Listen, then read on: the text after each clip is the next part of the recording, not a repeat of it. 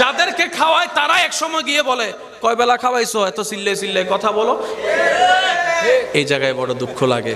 অথচ রব্বুল আলামিন হাজারবার খাওয়ানোর পরও একবারও খোটা দেয় নাই। সুবহানাল্লাহ।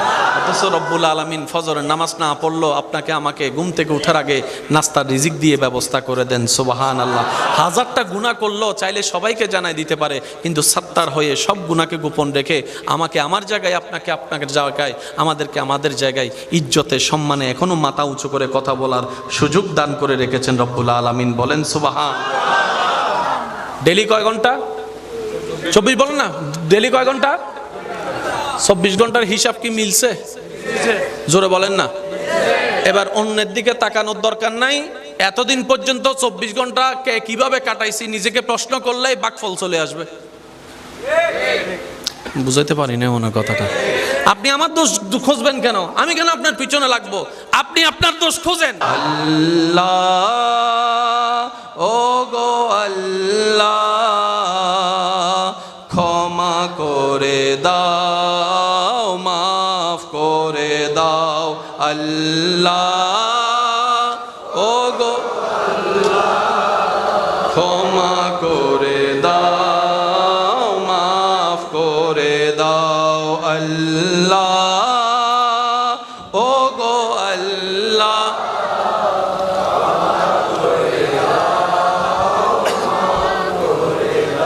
আজকে থেকে আমরা এই নিয়মে আমল করতে পারবো ইনশাল্লাহ।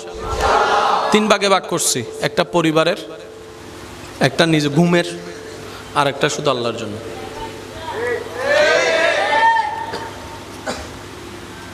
অনেকে হয়তো কষ্ট নিচ্ছেন আমার কথায়।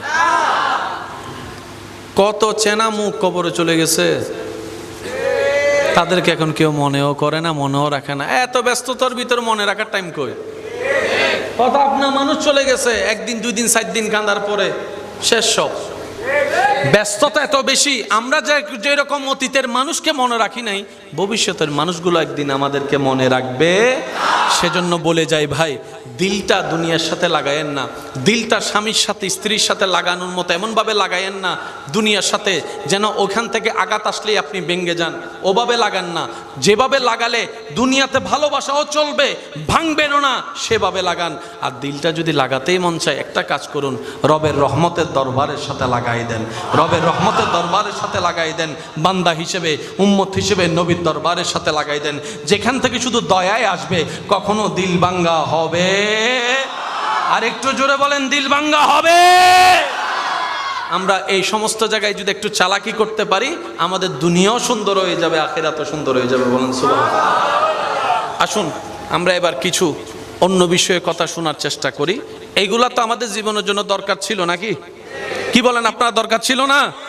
28 দিন আপনি পরিশ্রম করবেন, বেতন আপনি পাইতেন না, তো করে লাভ কি?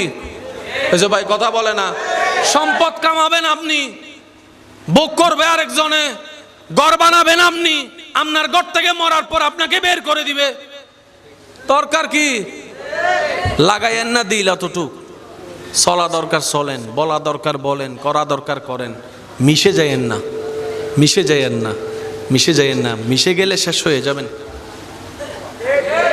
মাথায় রাখতে হবে, দুনিয়ার সাথে যে যত বেশি মিশে যায়, সে তত বেশি লবণের মতো গলে যায়, অস্তিত্ব থাকে না।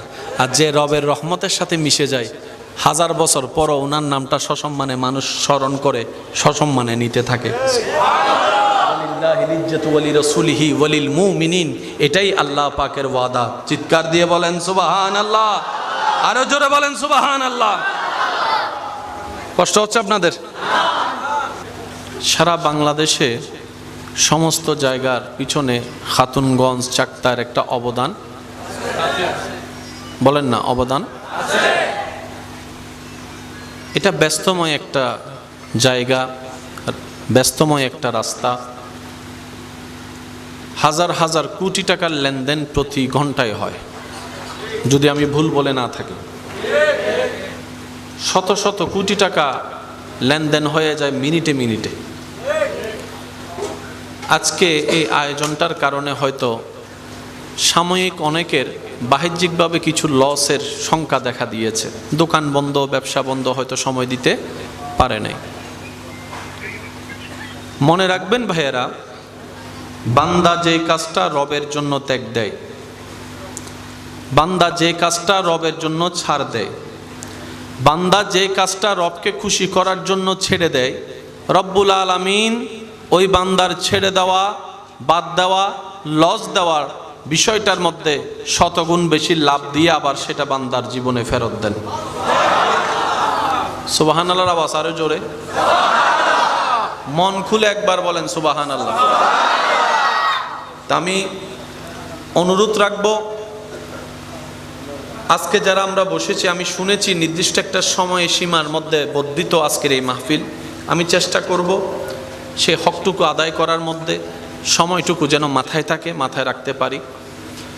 আমার ডানে বামে অনেক বিজ্ঞ মানুষরা বসে আছেন, দুনিয়াবি ক্ষেত্রে অনেক সাকসেস যাদের নসিবে জুটেছে, অনেক মানুষ যাদের আন্ডারে হয়তো চাকরি করে, ব্যবসার রিজিক হয়। আল্লাহ পাক আমাদের সকলের এই হাজিরিকে কাল হাজরের ময়দানে নাজাতের জারিয়া হিসেবে কবুল করুক।